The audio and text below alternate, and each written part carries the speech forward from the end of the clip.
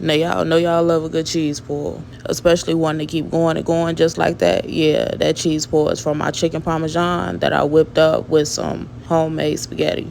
I'm going to tell you step by step how I made everything, starting with the spaghetti. I use a sweet onion for almost everything, but if you want, you can switch it out for a white onion. It's up to you. So I got the onion all diced up, and Carson said she coming through with her little dancey dance. A lot of my supporters was asking where was my kid.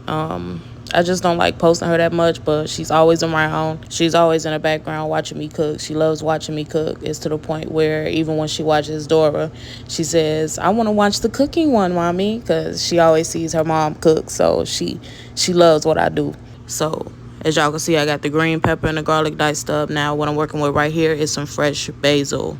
This cut I'm doing right here, I went over it before. It's called a chiffonade cut. Then I'm working with some regular and spicy turkey Italian sausage and some ground beef. That was 85-15 ground beef. Got Carson over here. She wanted to help me split this sausage open. I always take the casing off, of course, because I'm going to ground it up into the spaghetti sauce. Now, ain't she something acting like she just did a lot of hard work? Like, woo, we got that over with, huh, Carson? So I got both my beef and my sausage into my Dutch oven, drained off the excess oil, cooked it all the way through, and I added in my onion along with my bell pepper, and at this point is where I start to season this thing on up. Then I hit it with a little bit of W sauce, tomato paste, and of course that fresh garlic. It gets thrown in at this point. Now I'm dumping in my tomato puree or tomato sauce, whatever you want to call it, along with my diced tomatoes. And I added that fresh basil, and yes, I cut it with some sugar and then adjusted my seasonings. While that's simmering, I started to cut and prep my chicken. I sliced them in half for this chicken parmesan. Carson was really excited eating that camera time up. And then I hit my chicken with a little bit of oil, and I hit it with my favorite chicken seasoning. Looking like that, let me know it's well seasoned. Then I season my flour the same way. Now I'm adding breadcrumbs and a couple of eggs to this station for the way we about to fry this chicken up. So I like to do flour, egg, then breadcrumbs. You also want to make sure it's fully coated before you fry on each side. I like to use peanut oil when I fry anything, but if you're allergic, of course, use canola or vegetable. While these are frying, I'm still basting them with oil on the other side because I need these things crispy just like that. You see that?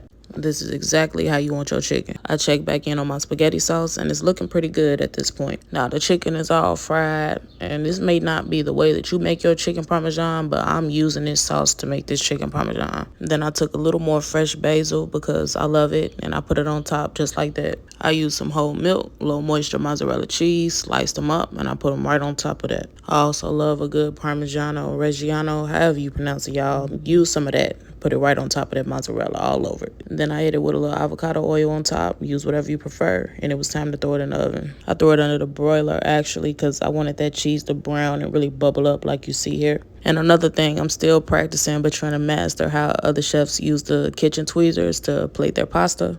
I'm almost there, I guess, but not exactly where I want to be with that. So yeah, still flexing the cheese pull though as I get it plated up, and this was the final product. Please visit uniqueeats.net for this full recipe with all the measurements and ingredients. You know I had to cook it up.